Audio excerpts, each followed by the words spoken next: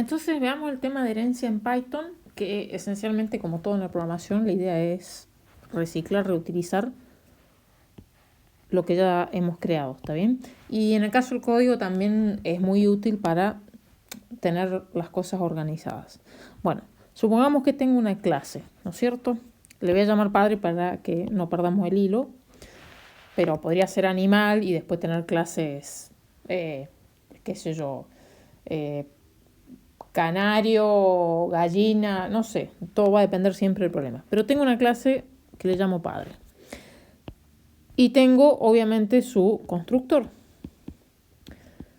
que en este caso, porque tengo ganas, le estoy pasando dos parámetros y estoy definiendo dos atributos que los inicializo con esos parámetros. ¿Está bien? Recuerden que una cosa son, digamos, los valores estos y otra cosa es esto.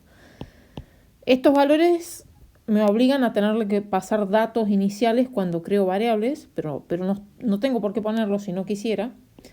Podría definir mis atributos dándoles valores yo, qué sé yo, igual a 0, ¿no?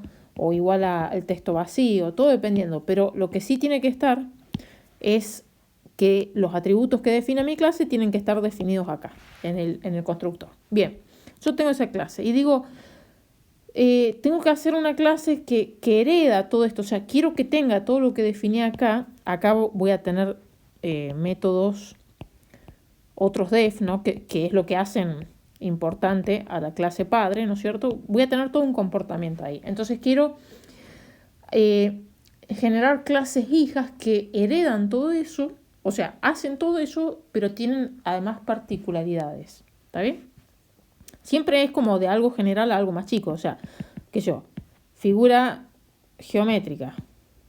Y bueno, figura geométrica tiene, por ejemplo, los triángulos, que son algo muy específico, los círculos, que tienen características muy específicas, los rectángulos, qué sé yo, ¿no? Y ahí puedo ver obviamente que esto sería una especie de, hay cosas que puedo seguramente definir en común entre todas esas clases de abajo, que serían las hijos, y entonces después ir heredando y personalizando. También podría tener el objeto persona, ¿no es cierto? Nombre, apellido, qué sé yo, y después de ahí de repente tener vendedor, el que limpia, técnico, no sé, o sea, de nuevo, como siempre, va a depender de lo que estoy queriendo resolver, pero es muy útil el concepto de herencia. Bien, entonces, una vez que definí mi clase padre, la clase hijo es muy sencillo, es el nombre, que le estoy poniendo hijo para que no perdamos el hilo, y entre paréntesis simplemente le paso el padre, ¿está bien? Ahora bien, hay algunas cosas importantes a tener en cuenta. Cuando yo hago el constructor de la clase hijo, si yo lo puedo pensar como un constructor que digo, bueno, este hijo va a tener un atributo nombre que el padre no lo tenía, que es algo especial del hijo, ¿no?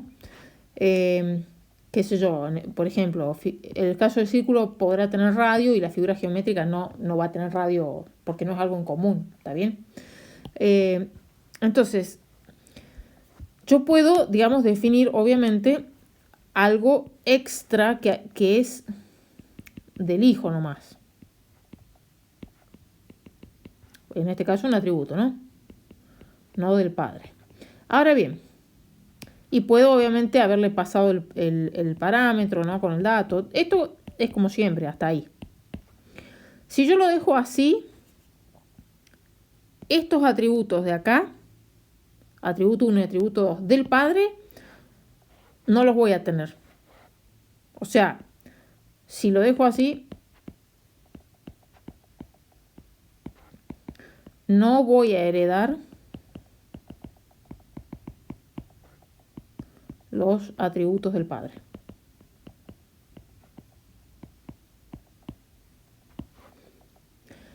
Lo que tengo que hacer para heredar los atributos del padre, o sea, para que yo tenga un self.1, o sea, que me queden definidos, y es lo que más se estila, porque suele ser la mayoría de las veces lo más importante es partir exactamente de esto que definí ahí y agregar cosas en la clase hija. Entonces, lo que se hace es se utiliza un comandito super que ejecuta el constructor. O sea, ¿está bien? Porque si no, recuerden, si lo dejo así vacío, no hereda. Entonces, para que sí me vengan, digamos, se activen los atributos que definí en el padre, yo tengo que hacer algo que es llamar al super.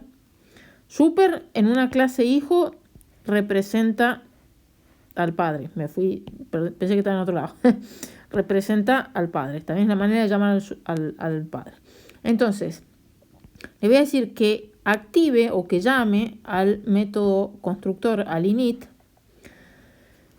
Y acá entre paréntesis, lo único que tengo que poner son los parámetros, si es que tiene, todos los parámetros que toma el init del padre. ¿Está bien?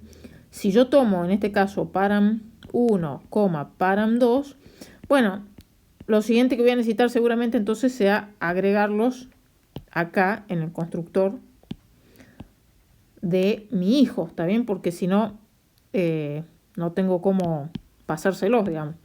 Entonces tendré algo de la forma param1, param2. Y ya ahí sí, ¿está bien? Entonces llamo que se active el constructor del padre, en lo cual van a tomar forma, van a cobrar vida esos dos atributos. Y ya después agrego lo que pertenezca al hijo. ¿Está bien? Bueno, y esa es la estructura básica. O sea, lo más importante acá es acordarse que el constructor del padre es lo único que no se hereda. Entonces, la mayoría de las veces vamos a tener que hacer un super punto init y los datos. Bien.